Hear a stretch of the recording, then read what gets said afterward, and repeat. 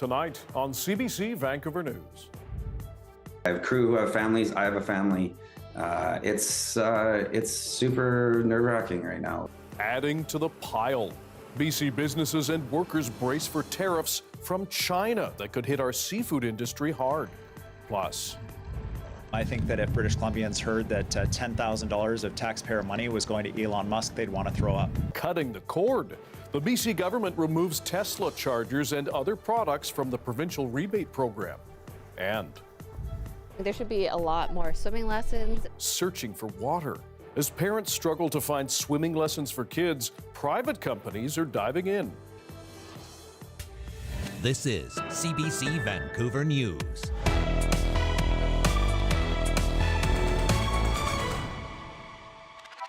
Hello, I'm Dan Burritt. Thanks for joining us. If American tariffs were not enough, some Canadian workers and businesses are now bracing for a round of levies from China. As Liam Britton shows us, BC's seafood industry says it's bad news amid already troubled waters. Gooey duck on the menu means fine dining in China. But those who harvest the delicacy in this province say international trade has them in a delicate place. I have crew who have families. I have a family. It's super nerve-wracking right now. China says it's launching counter tariffs in response to Canada's tariffs against their electric cars, aluminum, and steel. Those barriers came up in October for what Ottawa called China's unfair trading practices and, quote, abysmal environmental and labor standards. The tariffs were requested by the administration of then-President Biden and industry groups. Now, Beijing has responded with a 25% tariff on many Canadian goods starting next week. Among the exports facing counter tariffs are seafoods hooked in BC, like gooey duck, harvested by fishermen like Daryl Thomas. According to the BC Seafood Alliance, BC sends 95% of its gooey duck to China, worth $89 million in 2023. We've lost about 22% of our landed value since January.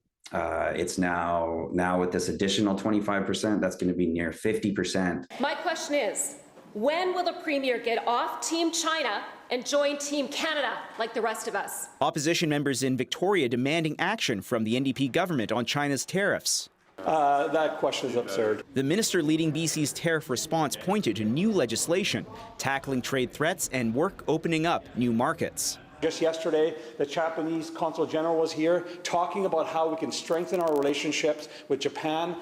But Thomas feels like politicians aren't listening. Our brokers are saying that we're looking at a complete coast-wide shutdown starting on the 17th of March. Tackling trade threats and work opening up new markets. He argues one thing that would help are rights to harvest in marine protected areas. Ottawa says it will protect workers from what it calls unfair trade policies, and while it rejects the premise of China's actions, it is open to talks. Liam Britton, CBC News, Vancouver. The BC government is rolling out new legislation that will give it sweeping but temporary powers to respond to Donald Trump's trade war. That can include slapping levies on U.S. commercial trucks that move through the province. But as Katie DeRosa explains, critics worry it will leave the government unchecked. We sadly do need these authorities to make sure that we're able to respond in emergency, and frankly, I can see it coming like a freight train. That's how Premier David Eby is justifying a new tariff bill that will give his government sweeping powers to respond to the ongoing trade war. We need government authority to do something quickly to minimize damage to the economy, to people, in an unpredictable action from an unpredictable president. Eby says the Economic Stabilization Tariff Response Act would let the province respond swiftly if, for example, Trump tried to rip up the Columbia River Treaty. The decades-old agreement governs hydroelectric power production and flood control between BC and the U.S. The legislation also allows the province to levy fees on American commercial trucks moving by road or coastal ferry through BC to and from Alaska. BC's opposition leader worries the bill is overly broad and will allow the cabinet to bypass the legislature. This gives the government sweeping powers to basically do anything they want with no oversight. This bill actually enables the government to implement tolls and road fees anywhere in the province. Including ferries. Including ferries. The bill is likely to pass thanks to the NDP's slim majority. But the Attorney General says it will expire no later than mid-2027. One political scientist says the legislation responds to the unprecedented threats leveled against Canada by Donald Trump. The President of the United States has effectively launched a war against Canada, really subject to his whims, his executive orders. And we have to be nimble in response. Whether or not Trump slaps tariffs on all Canadian goods come April 2nd, David Eby says he is working to knock down interprovincial trade barriers for things like alcohol.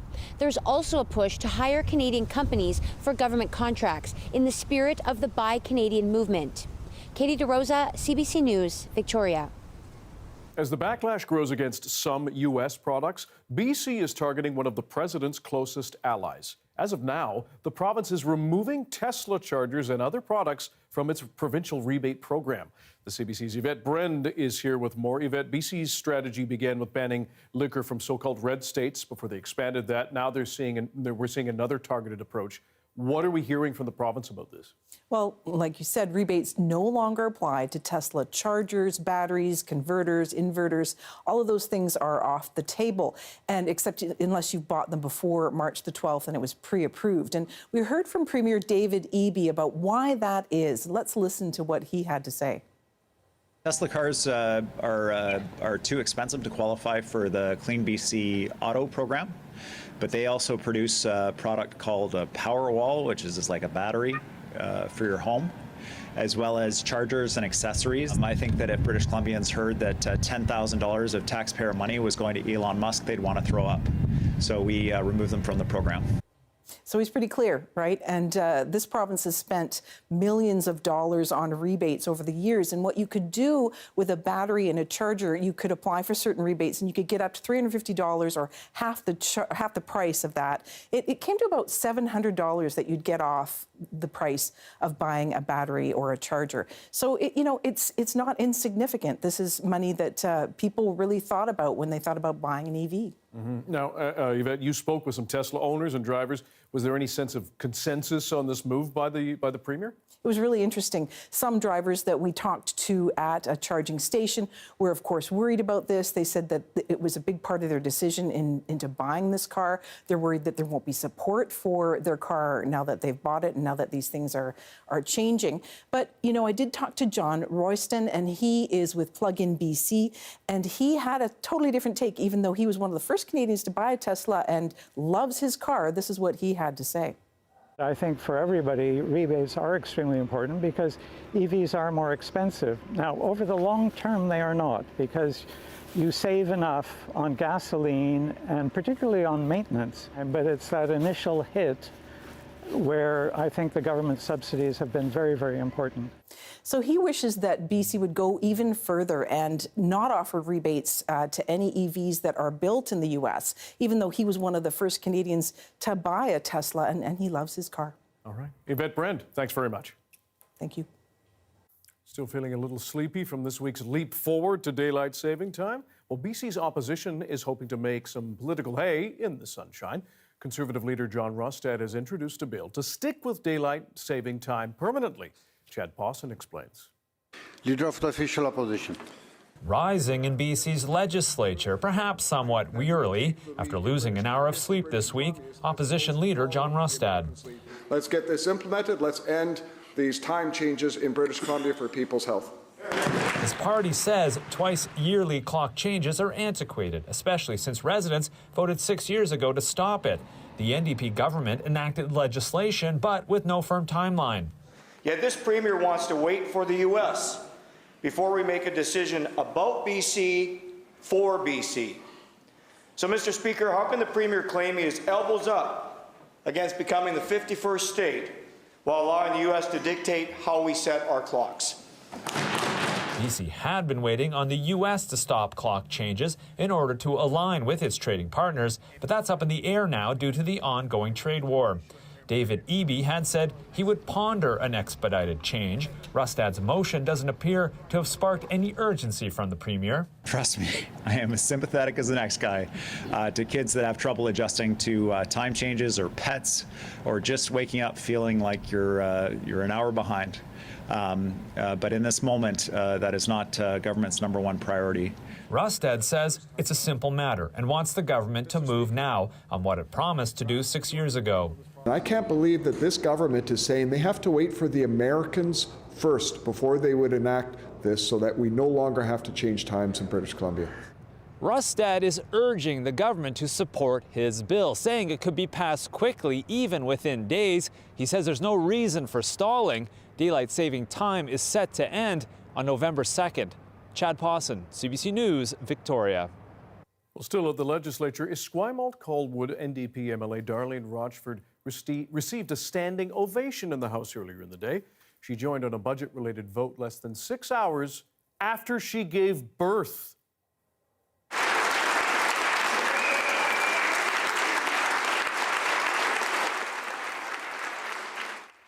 Rochford made the appearance online with her newborn daughter from their bed in Victoria General Hospital. Last fall's election marked the first time BC has elected its first ever majority female legislature, with 49 MLAs identifying as women. Kicking Horse Ski Resort says its gondola and the run at services will remain closed while the cause of Monday's collapse is still unclear. The Golden Eagle Express gondola suffered a serious failure just after 9 a.m., causing a cabin carrying 8 people to fall to the ground. The resort says the lift hangar broke moments after the cabin left the station base. All 8 people were trapped until crews arrived, but no one was seriously hurt. Police in Abbotsford are trying to piece together what led to a one-car crash that left 2 people dead. Officers were called to the area of King Road and Clearbrook Road around 12:30 a.m. Police say a pickup truck had crashed into a telephone pole and flipped over. 2 people died at the scene. Police say it's not yet clear what caused the crash.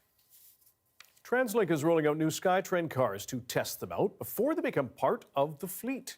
Field testing for the next generation Mark V SkyTrain began Saturday. TransLink notes it's a longer 5-car design offering more passenger space, better seating, and upgraded heating and cooling systems. The trains are being tested for safety and reliability, and although riders are being told to stay clear of the trains, they can try out this new 30-foot battery electric bus for free as of March 21st. The Latenda Electrip will travel different routes across Metro Vancouver for 2 weeks, so TransLink can see if it's suitable for the region, and they're asking for your feedback if you hop aboard. Golden Ears Park in Maple Ridge will soon reopen to the public next week. The park closed after last October because of after an atmospheric river caused landslides and flooding that brought down trees and washed out roads. It also rerouted creeks and wiped out sections of the Golden Ears Parkway. BC's Environment and Parks Minister says BC Park staff have been working to repair that widespread damage with an eye to future-proofing the park in the face of climate change. Golden Ears Parkway will reopen next Monday, March 17th, and campsite reservations can be booked online starting at 7 a.m. March 19th.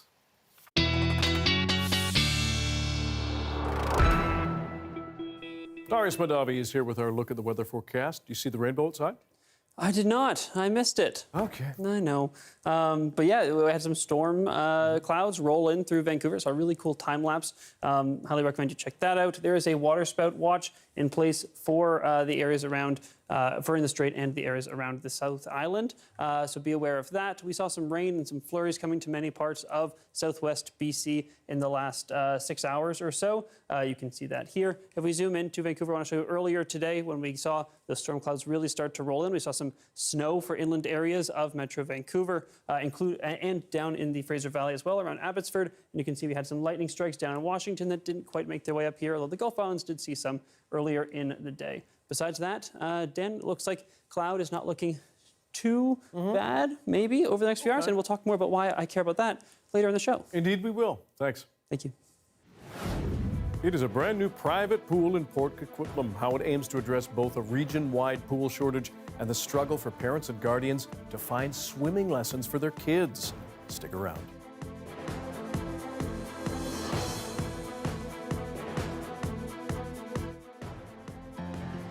I'm Stephen Quinn, and I love living here in Vancouver, BC. It's a city with world-renowned beauty, but it's not all sunshine and rainbows. In our new daily podcast, This is Vancouver, we're exploring the diverse range of issues and stories in this city, the good, the bad, and everything in between, as told by the people who live it every day. Don't miss This is Vancouver, available wherever you get your podcasts, and I'll talk to you soon.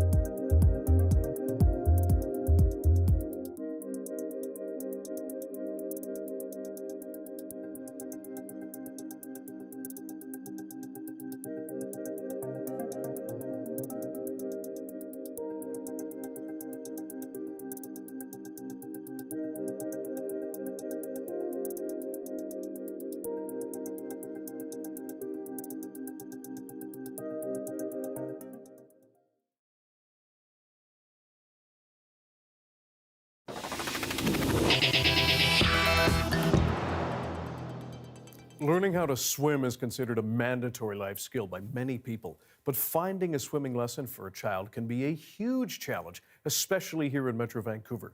As Pinky Wong shows us, that scarcity means private operators are diving in. This is the deep part. So this a pool is where dedicated for swimming classes. The founder of the company says she saw an opportunity to serve communities that want swimming classes desperately. We hear from our customers a lot that it's really, really hard to get into the public pools. She says a dedicated pool can focus simply on teaching. So they have to do swim teams, they have to do life saving, they have to do public swims. And so our goal with this pool and with our other pools is just to have an instructional pool. At the Port Coquitlam Community Centre, the pool is a hot place to be. You do like swimming, right? We go to the pool. You almost need to like set your alarm and be up early for when registration opens because it's very busy. I can't really get into any of the weekend ones. That's tough. The registration rate for classes is at 97%, according to the Director of Recreation. Right now, I have about 132 kids waiting on a wait list. We do everything we can to increase our lessons by adding more lessons based on staff availability. He says more than 1,000 children were on the wait list last year. As we head into the warmer months, swimming classes are getting more popular. One Metro Vancouver City has decided to teach some students swimming and water safety skills through their school curriculum. It's a life skill that everyone needs. In Burnaby, City Councillor Daniel Tétrault has been advocating for free swimming classes for students. Around 60 grade 5 students are currently learning swimming under the pilot project funded by the city. It's recognizing how vital and important it is to teach this life skill to all students, and that it's an equity issue, and that funding it will ultimately save lives. He says the city has approved spending to expand the program to 500 students next year. This parent has been taking her 2 children to private swimming classes for around $50 per lesson. I think there should be a lot more swimming lessons, and probably should be more affordable as well for other families. We just pay a lot more just because they can learn faster. Councillor Tétrault says he's hoping to get federal funding so all Burnaby students have access to free swim classes. Pinky Wong, CBC News, Burnaby. There is more concern over an alarming surge in measles cases in Canada. In Ontario alone, they've more than doubled in just 2 weeks, and several travel-related infections have popped up here in BC. Jennifer Yoon shows us what some are calling a public health failure. In this Montreal clinic, a race to contain the spread of a super contagious disease. Among the places with the measles exposure, a Habs game, a show, and the airport. In Ontario, a wider outbreak. 2 weeks ago, Ontario reported 119 cases so far this year. Now there are 277, more than double. 31 people have been hospitalized, the vast majority unvaccinated children. I think that's really kind of a public health failure when we're seeing this many cases of a vaccine-preventable disease. Most of the previous cases were in 2 regions of southwestern Ontario. Now they're popping up across much of the province. Hi, baby. This mom is terrified for her newborn, who can't get the shot yet. There are cases in the Niagara region where she lives. She's too little. She has no protection, and it's very contagious. So I even worry just bringing her out. I feel very angry that it's completely preventable. It was almost eradicated. Measles killed an Ontario child last year, and doctors say it needs to be taken seriously. It's not the benign childhood illness that some people like to make it out to be. But those wary of vaccines are hard to convince. Sometimes it's difficult to be able to talk to people in terms of the reasons of vaccination. Measles is so contagious, those who are unvaccinated and exposed are at serious risk of getting ill and infecting others. And it's almost impossible to track down every case. We don't have enough people who are vaccinated, and that's why this has taken off in the community that it has. There is no cure for measles. The only protection is vaccination. Public health officials are stressing the vaccine is safe, it's been used for decades, and it's effective in stopping the spread and saving lives. Jennifer Yoon, CBC News, Toronto. There was a bit of a moody day in Tofino from the view at Ocean Village Resort. More late winter storms are set to roar ashore in our province. Darius has your BC-wide forecast next.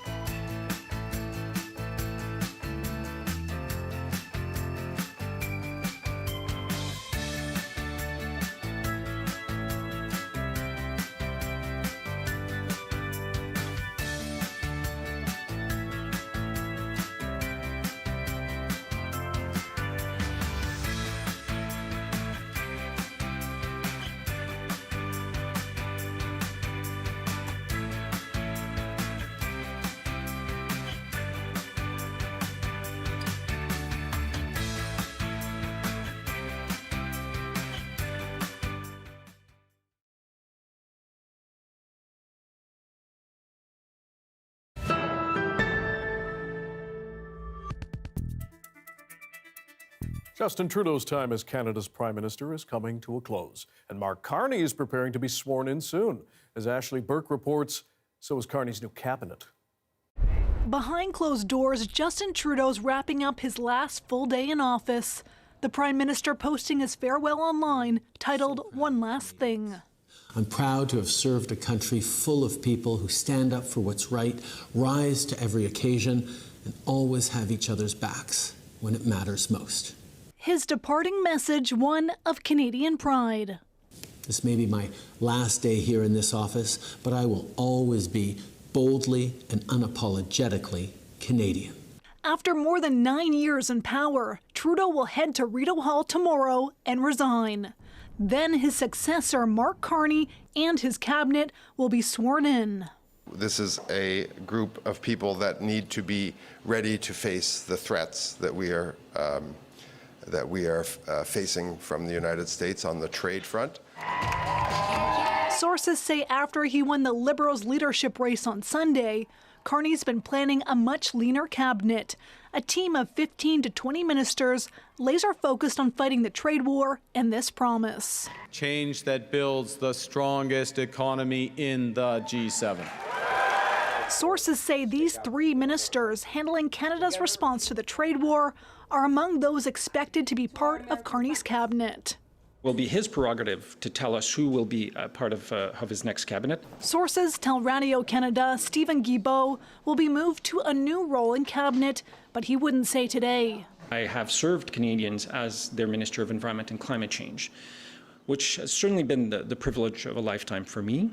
Mark Carney's transition team is currently planning what his first few days as Prime Minister will look like. Sources say he's expected to trigger an election sometime this month, sending Canadians to the poll at the end of April or early May to decide if he should be the one to lead this country in a time of turmoil. Ashley Burke, CBC News, Ottawa. Key federal cabinet ministers are in Washington wrapping up a meeting on tariffs. They call it constructive, but not enough so to provide any new guarantees. And as Katie Simpson shows us, the tone from inside the White House is still as heated as ever.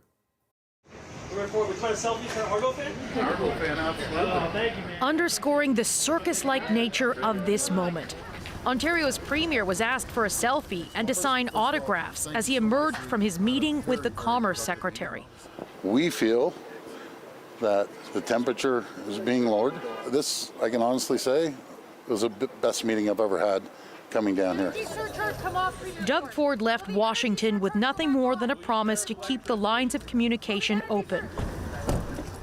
Still, that's seen as a new opportunity by the federal ministers also in that meeting, as they hope to repair the soured Canada-U.S. relationship. There's potential for a reset as well, where you have now a new prime minister that is going to be sworn in tomorrow to make sure that we engage constructively, that we engage in respect. We don't need anything. But the president seems dug in, insisting he will not deviate from his tariff plan. No, I'm not going to bend at all.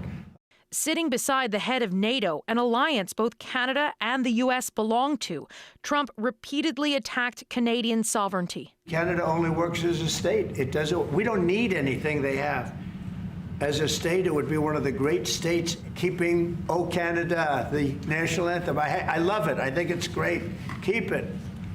But it'll be for the state, one of our greatest states. We don't need anything. We don't need the cars. I'd much rather make the cars here. Now, there'll be a little disruption, but it won't be very long. But they need us. We really don't need them. And we have to do this. I'm sorry, we have to do this. The comment at odds with remarks by Pete Hoekstra just hours earlier, the man Trump has picked to be the new U.S. ambassador to Canada. Would you agree that Canada is a sovereign state and should not be even jokingly referred to as the 51st state? Thank you. Canada is a sovereign state, yes. Katie Simpson reporting. Now, the U.S. trade war is being felt in Canada's industrial heartland, especially the steel and aluminum producing regions of Quebec and Ontario. Lisa Shing shows us how companies and their workers are facing uncertainty and adjusting to the tariffs. At this popular Hamilton grill, tariffs are the talk over lunch. Total insanity. I don't know what Trump is doing, but hopefully there's some plan behind his madness. The job losses are very scary because it's a trickle-down effect, too, because people aren't going to come to restaurants if they don't have a job. Steel is a major economic driver in the city, directly employing about 10,000 people and thousands more in supporting industries, including at this railway car manufacturer. These guys got families to feed, just like, people down in the States got families to feed, and there's no need for any of this. Let's keep coming in until they tell us not to. We are Canadian, right? We're strong. We work together, right?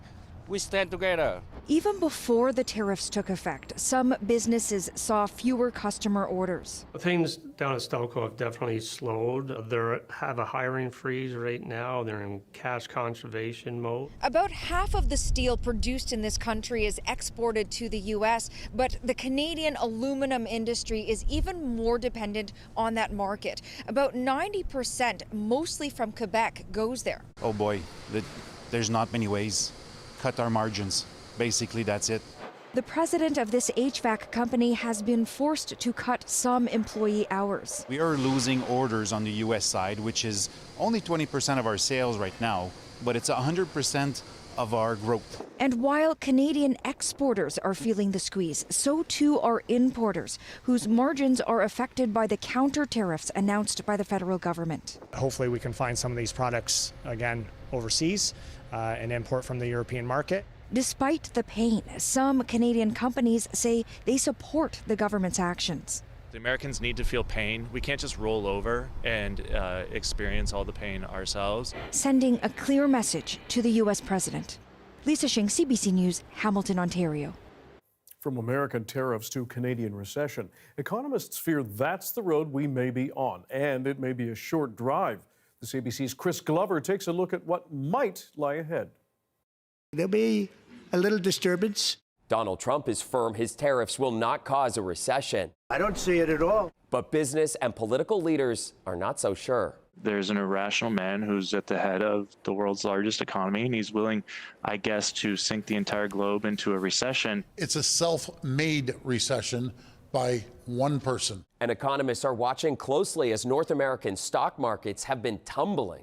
The stock market's typically a leading indicator, and that's not done very well in the last few days. What are the chances that Canada is going to be in recession this year? The chances of recession seem pretty high to me. The technical definition of a recession is 2 quarters of negative growth in a country's GDP, but the C.D. Howe Institute takes more into account, including employment data, product orders, and building permits. There's a lag to that data. So we very well could find out that that this first quarter was the beginning of a recession. Canada exports roughly 70% of goods to the States, and each day $2.5 billion USD crosses the border. There's going to be a readjustment period with supply chains, how connected we are. And so I think it's very likely, if these tariffs are in place, that we're headed for a period of turbulence here. Economists say there are 3 areas we can control right away. Monetary policy, like the additional interest rate cut we saw from the Bank of Canada. Immediate government policy like expanding EI, and structural solutions like removing provincial trade barriers and finding new international markets. You're going to need all 3. Hopefully that will help with our dependence on our exports to the U.S. How can we recession-proof ourselves in the middle of this economic moment? Well, fortunately or unfortunately, Canadians have been hit by 3 pretty significant negative economic shocks over the past 5 years. Those 3 economic shocks: job losses from COVID, high prices with inflation, and high interest rates. And just like with them, the advice in a recession is to insulate your finances. Right now, if you're in a relatively good position, reduce as much as possible your debt. In the past 20 years, C.D. Howe says we've dealt with 2 recessions, the U.S. housing crash in 2008 and the start of the COVID pandemic, causing a recession that C.D. Howe says only lasted for March and April of 2020. It was a self-imposed shutdown, right? Okay. So what's different, this was worrying this time around, is that big bump is unlikely to happen unless the tariffs are sort of pulled away right away. If the tariffs are kind of permanent, yes, they might be one-off changes to the price level, but they're going to have knock-on effects. Okay. So I don't suspect we'll get that big rebound. And with Trump saying he wants tariffs to be permanent, that rebound could take months before financial markets and trade markets rebound with it.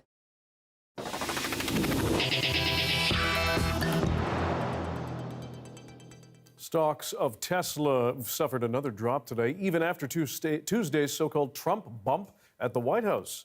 The president showcased billionaire and top Doge advisor Elon Musk's EV cars on the front lawn. The publicity stunt happened just hours after Trump posted he was going to buy a Tesla. The move is widely seen as an effort to boost the company's bottom line. Tesla's share price fell more than 15% on Monday in the midst of public backlash after Musk's controversial cuts to government jobs and spending. To help us understand what's happening with Tesla, we're now joined by financial analyst Daniel Ives. Daniel, thanks for being here. First of all, how is Elon Musk's role as Trump's advisor affecting Tesla's stock, if any?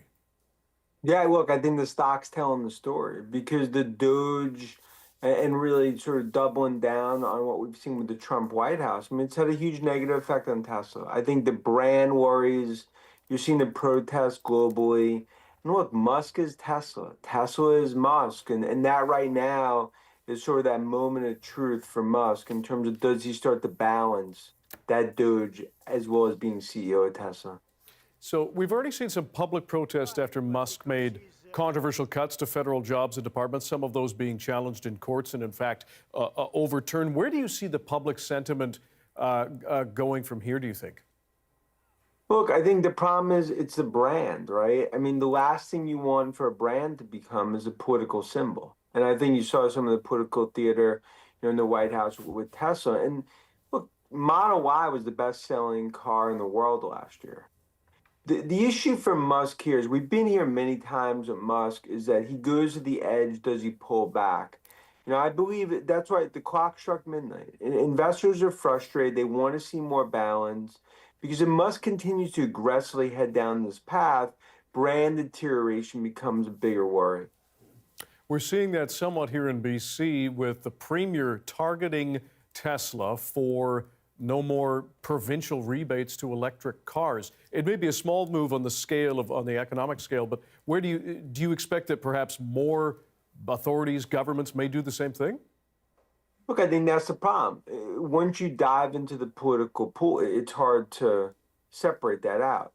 Now, clearly, Musk, when you look at Tesla, you're still talking about a company that's going to really be the biggest leader when it comes to autonomous robotics and disruptive technology. So the long-term, even the medium-term outlook is super healthy and super vibrant.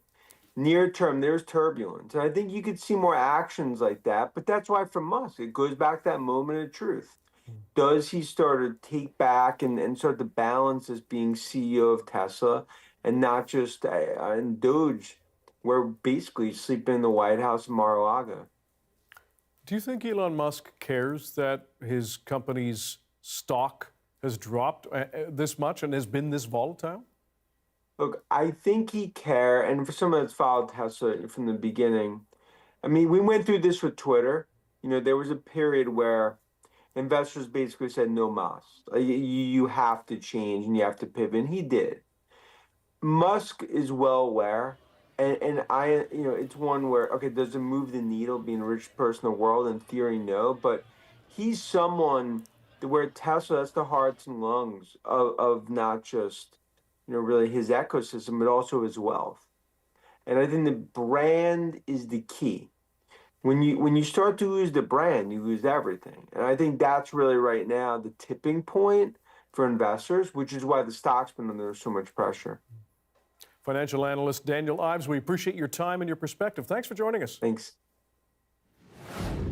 Coming up, as Washington pushes for a ceasefire between Russia and Ukraine, Vladimir Putin says it could be a good idea, but he has some conditions. We'll explain next.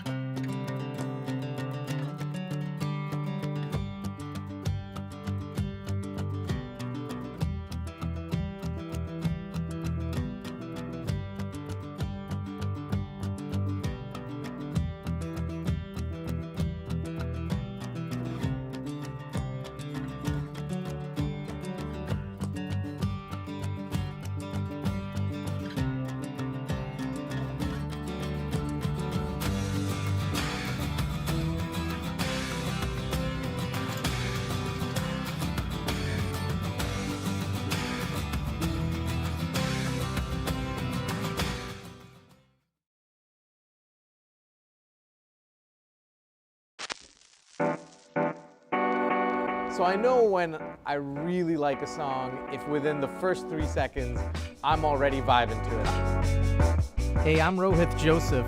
Vibin' is the new show all about discovering great new songs and fresh artists from across BC and beyond. It's not one person dictating what good music is, it's the community sharing what good music is. Stream Vibin' on CBC Listen.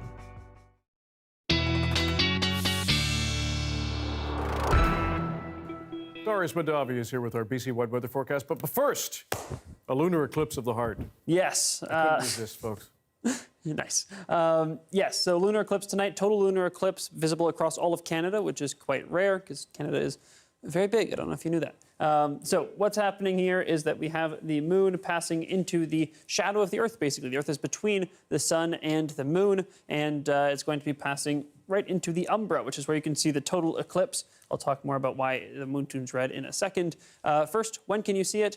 Starting tonight at around 10 p.m., you can start to see the partial eclipse, and then we're going to start seeing totality at around 11:30, peaking around midnight, continuing until around 12:30 in the morning, and then at around 2 a.m., the partial eclipse ends entirely. So, exciting stuff. Why is the moon going to be red? Because during a solar eclipse, we think of the moon passing between the Earth and the sun, and the sun is just gone entirely when it's totality. With the moon, though, it actually just turns red. So this is actually a view from the surface of the moon. And you can see that when the Earth passes in front between us and the sun, you see this red around the Earth. What's happening there is the same reason that the sky is blue, right? The atmosphere likes to scatter blue light, short wavelengths, and then red light is what makes it through. That's why at sunset, the sky turns red instead. And that means that as the Earth passes between us, it is going to be scattering all of that blue light away, and only the red light will reach the moon and then reflect off the moon back to Earth. And so we see the moon as red. And that's why it's also called a blood moon. Now, are we actually going to be able to see it tonight? Depends where you are. There is quite a bit of cloud in many parts of BC tonight, so just be aware of that. Here on the south coast, we might get a little bit lucky. There might be a little bit of clearing up actually happening right around midnight, meaning that you may be able to go out and see it. So remember, 10 p.m. right through around midnight is when you will see the peak, and I think it will be worth seeing. Now, let's see the precipitation, because it looks like tomorrow has been drying up. We may see a few showers during the day in very odd places, but it looks a lot drier than it was looking earlier this week. Saturday, we see that bigger system roll through, and then a few showers may linger into Sunday, but for the most part, nothing too notable. Maybe some more snow for the mountains as well, though. Down in the southeast, we've seen that system start to roll off, so those winter storm warnings, snowfall warnings for the mountain passes have dropped as well. And you can see, not too exciting this weekend. Some precipitation, quite a bit of cloud, but nothing really crazy. In terms of that snow accumulation, there will be still quite a bit coming down into the southeast, and freezing levels are low enough that when that precipitation runs through, we will also be getting some snow here on the south coast. So be aware of that. Now, let's look at our conditions across the province for tomorrow, because we do have quite a bit of sunshine across the board, but for many places, the sun is coming in and out. It's still going to be mainly cloudy, but some sun. I think everybody can use it after quite a rainy few days. And here we go. Here's our 5-day forecast. We do have some more shower and flurries at higher elevations in Metro Vancouver possible. We saw those inland today. Could happen again tomorrow, but less likely. Okay, Darius, thank you very much. Thank you.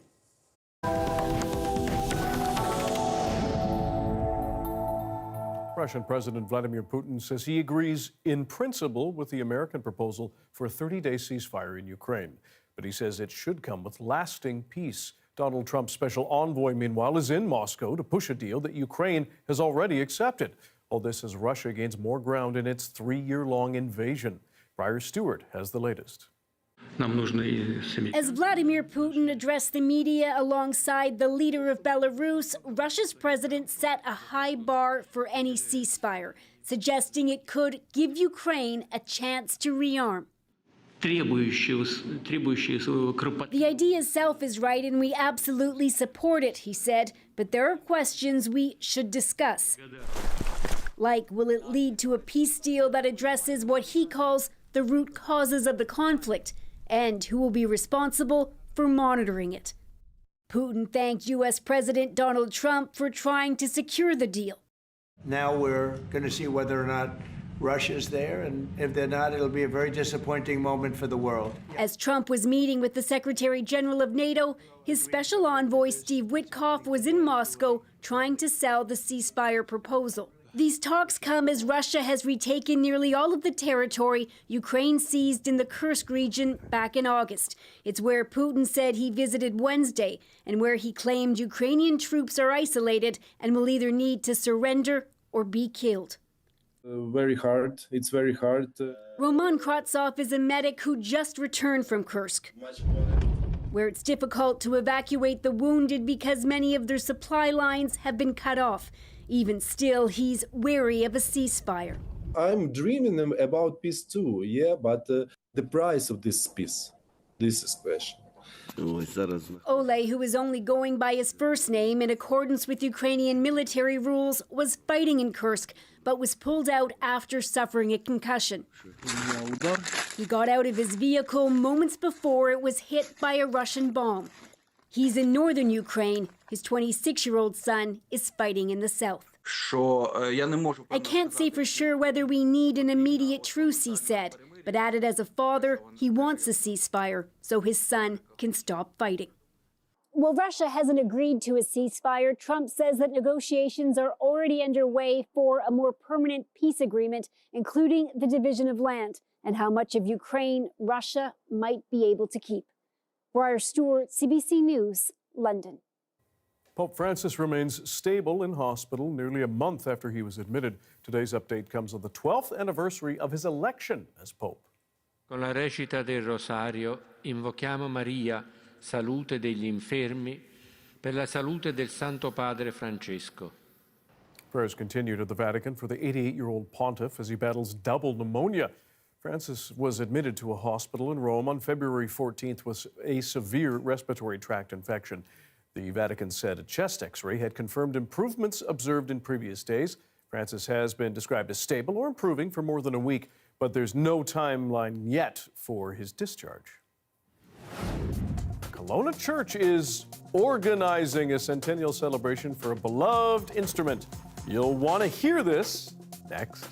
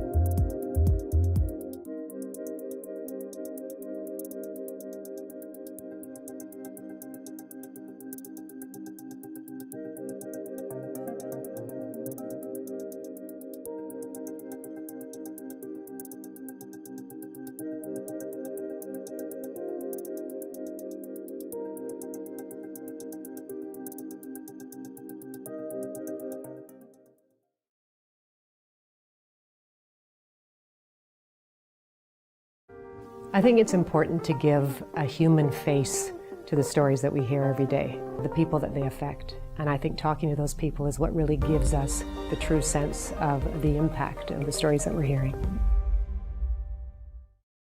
Hi, I'm Amy Bell, and this is your CBC Inbox.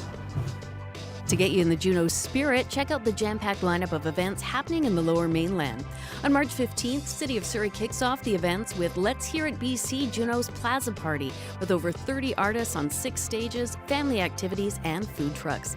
And the Juno events continue at Juno Fest and Let's Hear It Live Juno Block Party in Vancouver. For more info, visit cbc.ca/BC.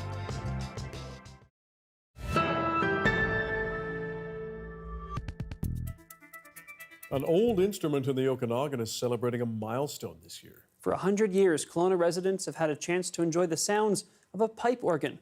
Sonia LaRouche brings us the story.